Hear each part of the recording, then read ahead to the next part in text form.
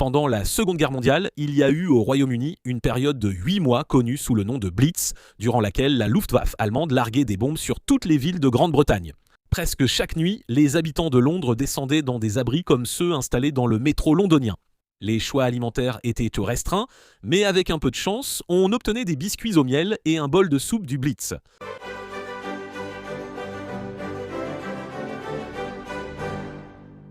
J'ai récemment eu la chance de voir le nouveau film Blitz, réalisé par le lauréat de l'Oscar Steve McQueen, et comme le suggère le titre, l'histoire se déroule pendant les premiers jours du Blitz. De septembre 1940 à mai 1941, plus d'une douzaine de villes ont été bombardées, dont Coventry, Liverpool et Birmingham, mais c'est peut-être Londres qui a subi les bombardements les plus constants. Pour cette raison, le gouvernement a lancé un plan pour évacuer les enfants des villes comme Londres vers la campagne, afin de les mettre en sécurité. Et c'est ce qui se passe dans le film Blitz. Le personnage de Saoirse Ronan, Rita, prend la décision d'envoyer son fils George, interprété par Elliot Epner, en sécurité dans la campagne anglaise. Mon cœur battait la chamade dès l'ouverture du film, car il commence en fait par le bombardement de Londres, et c'est intense. Et la tension ne retombe vraiment qu'à la fin. Parce que même si l'histoire fictive de George et Rita qui essaient de se retrouver est émouvante et pleine d'espoir, elle se déroule sur fond des événements de l'une des périodes les plus terrifiantes de l'histoire. Chaque nuit dans le film, les personnages se réfugient dans les abris souterrains pendant que les avions allemands bombardent Londres. Cela m'a donc amené à me demander que mangeait-il là-dessous ? Au début, c'était surtout ce que chacun apportait. Mais très vite, après seulement quelques semaines, une armée de femmes avait été employée pour commencer à servir de la nourriture dans ce qu'on appelait des cantines. Ou bien elles faisaient le tour des abris pour servir des collations, du thé et des choses comme ça. Et en novembre 1940, un journaliste de l'Evening Standard est descendu dans l'un de ces abris et a raconté à quoi cela ressemblait. Thé, cacao et soupe étaient de préparer dans 3 chaudières électriques de 40 litres chacune. Parmi les 6 jeunes femmes employées, certaines servaient le thé, le cacao et la soupe, d'autres circulaient dans l'abri avec des plateaux de gâteaux, brioches, pommes, chocolat, les prix étant clairement indiqués sur un écriteau épinglé à leur blouse. Avec 6 pence, j'ai acheté une brioche, du gâteau, des biscuits et du chocolat. J'ai alors choisi de préparer 2 plats disponibles, soupe et biscuits. En raison du rationnement en temps de guerre évoqué dans ma vidéo du mois dernier, il a fallu faire preuve d'ingéniosité pour les préparer. J'ai trouvé 2 recettes de l'époque qui pouvaient m'aider. Pour la soupe, je me suis inspiré du livre de cuisine de guerre de Gert and Daisy.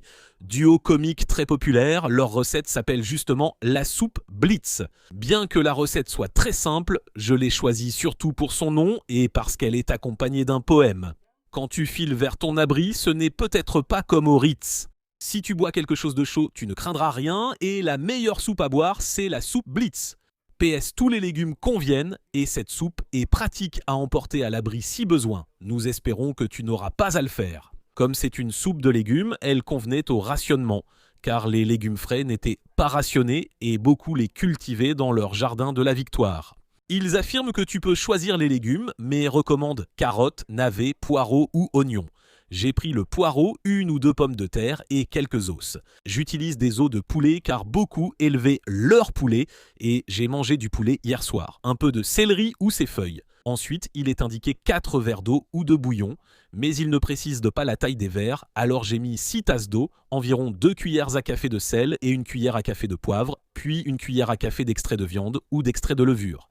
D'abord, lavez, épluchez et coupez tous vos légumes, puis mettez-les dans une casserole avec le sel, le poivre, les os et l'eau. Portez à frémissement, puis mettez le couvercle. La recette préconise de faire mijoter les légumes 1 heure, ce qui me semble exagéré, sauf si Gert and Daisy avait des dentiers.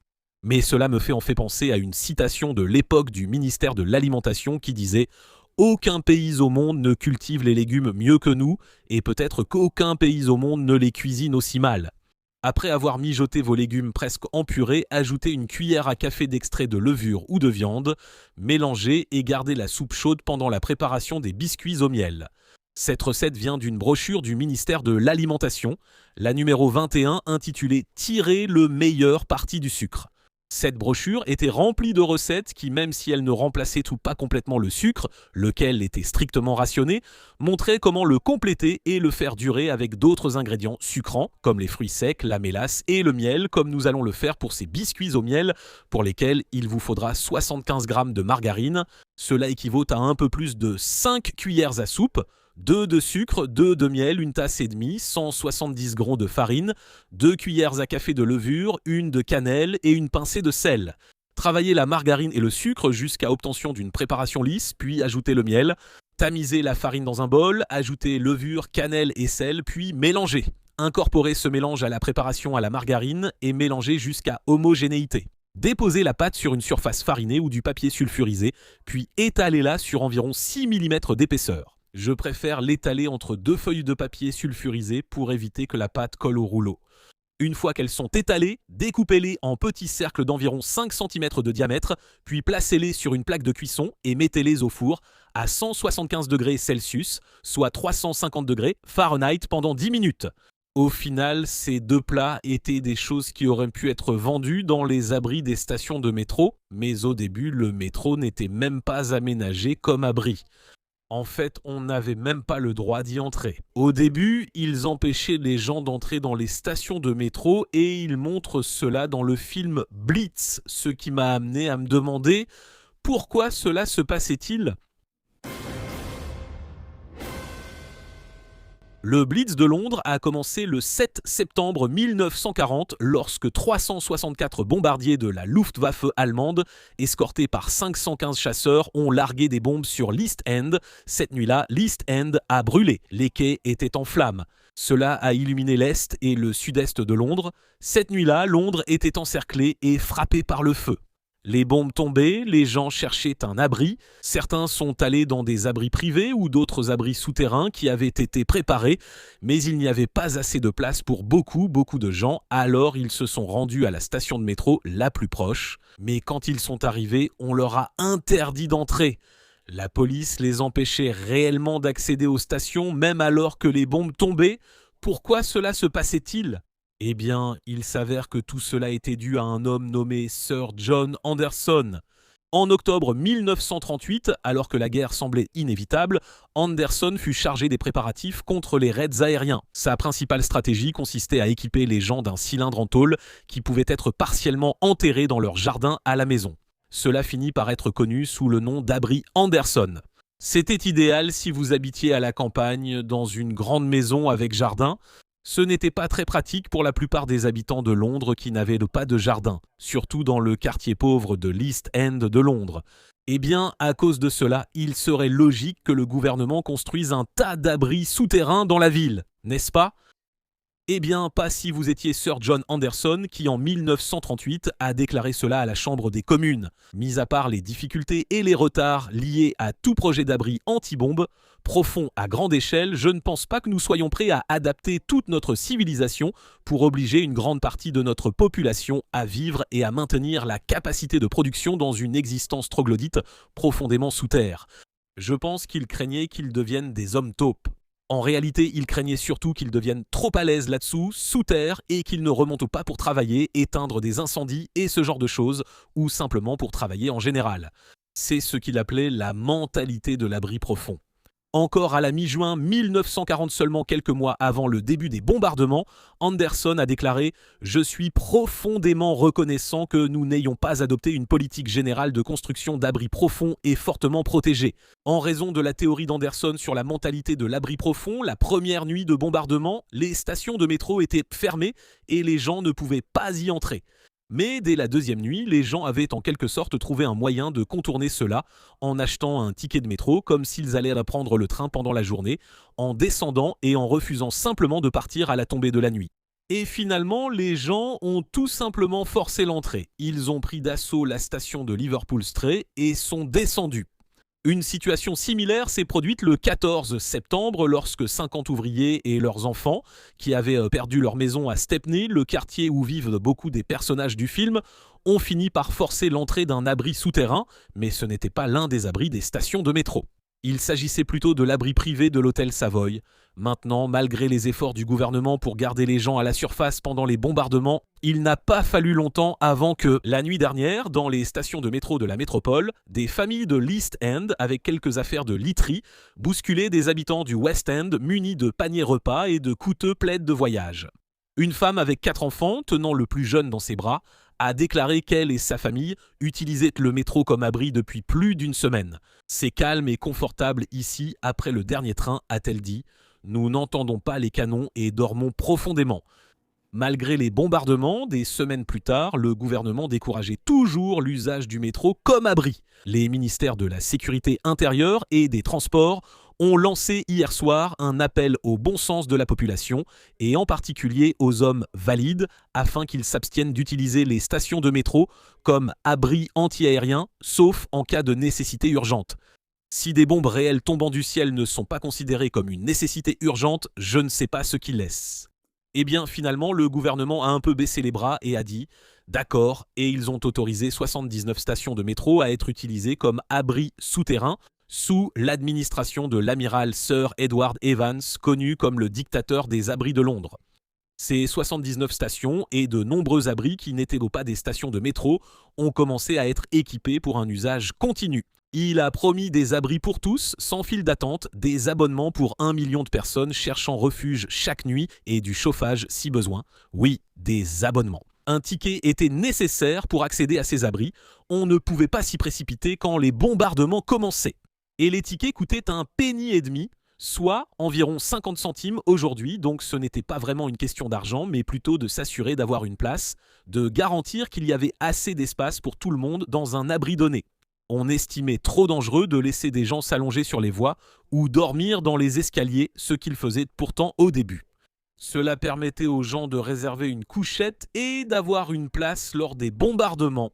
En octobre et novembre 1940, des couchettes à 3 niveaux étaient installées dans les stations du métro, ainsi que des points d'eau potable et surtout des toilettes. Une amélioration significative par rapport au système de seau utilisé au début du Blitz. C'est aussi à ce moment que la vente de nourriture a débuté dans les abris, car au départ, il fallait apporter la sienne. En fait, une brochure publiée par le ministère de l'Alimentation suggérait des aliments à emporter dans votre abri anti-aérien.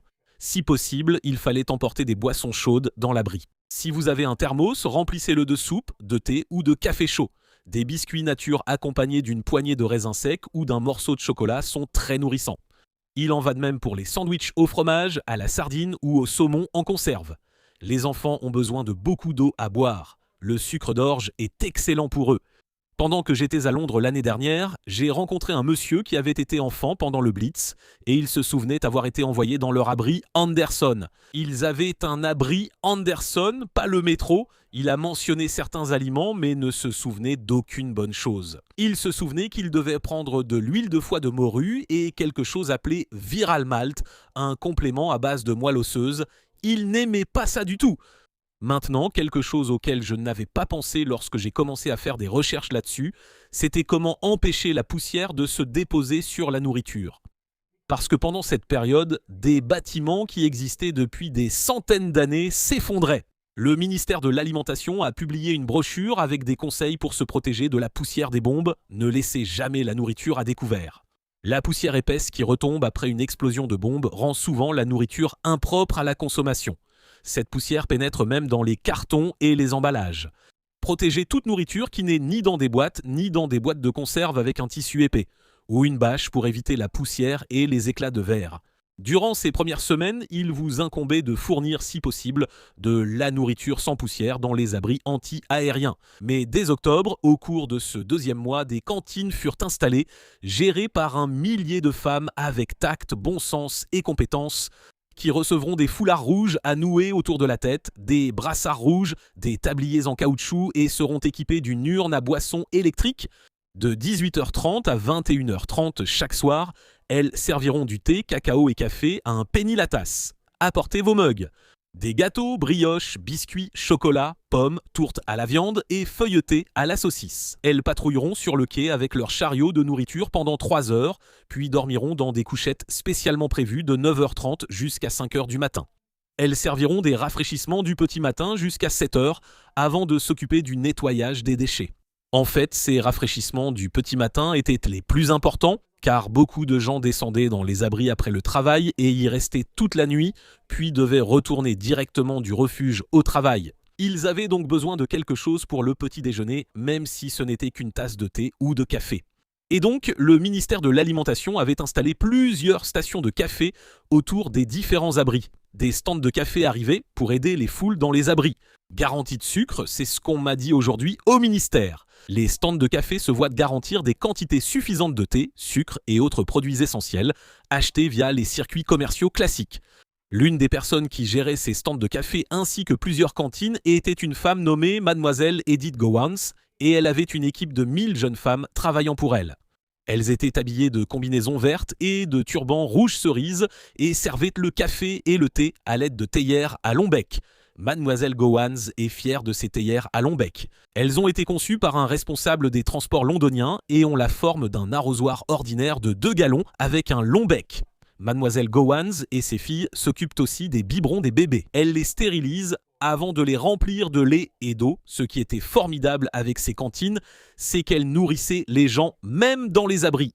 Le seul problème, c'est que cela mettait aussi une pression sur certaines fournitures, entraînant des pénuries, surtout pour des choses comme les bonbons. Les demandes des cantines. La pénurie de bonbons durs est due à l'énorme augmentation de la demande ainsi qu'à la réduction de 50% de la confiserie sucrée. Le directeur d'un grand fabricant de confiserie m'a dit que les cantines et les personnes dans les abris en sont en grande partie responsables. La plupart des confiseries près des abris sont rapidement en rupture de stock après leur réapprovisionnement, car les personnes des abris achètent plus de bonbons pour se nourrir. J'aime qu'ils les appellent les gens des abris.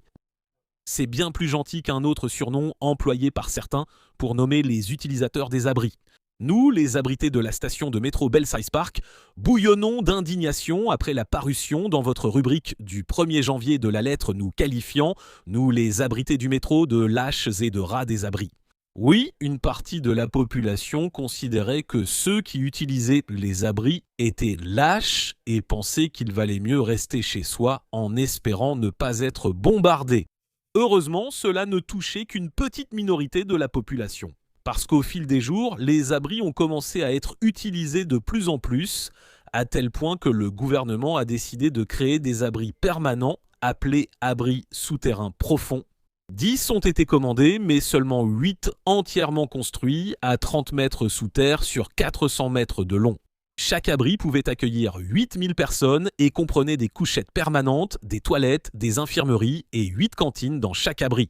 Celles-ci servaient de la soupe, des roulés à la saucisse, des tourtes à la viande et des gâteaux accompagnés de boissons chaudes. Une fois les abris terminés, le Blitz était déjà fini. Ils servirent donc surtout d'entrepôt durant la guerre. Ce n'est qu'en 1944, lorsque l'Allemagne a repris ses attaques, cette fois avec les fusées V1 et V2 qu'ils ont recommencé à être utilisés.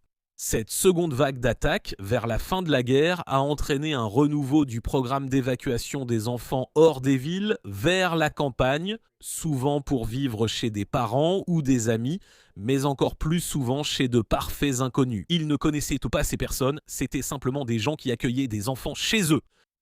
Et cela a dû être une décision très difficile à prendre pour les parents.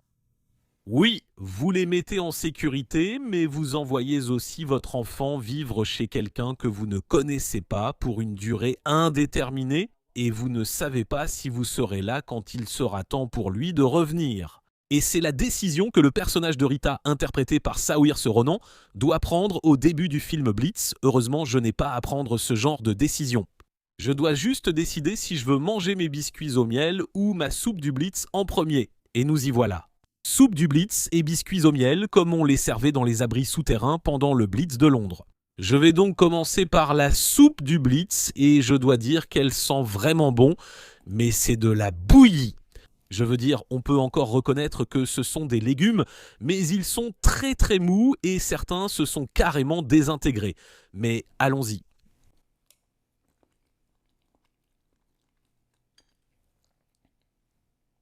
En fait, c'est très bon avec un peu d'épices. Il y a une bonne quantité de poivre, je dirais. Mais c'est assez savoureux et je pense aussi que l'extrait de levure aide un peu. C'est plutôt bon. C'est la texture qui me gêne. Je pense que je le ferai cuire peut-être pendant une demi-heure au lieu d'une heure. Une heure, ça rend les légumes trop cuits, mais la saveur est vraiment bonne. Et on peut imaginer que ce serait un plat merveilleux, copieux et réconfortant à déguster dans un abri anti-aérien.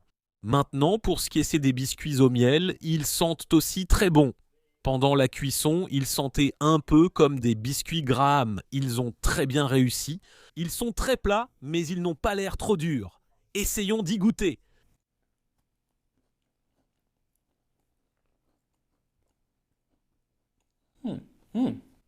Donc, ils ne sont pas très sucrés parce qu'il n'y a qu'un peu de sucre et un peu de miel.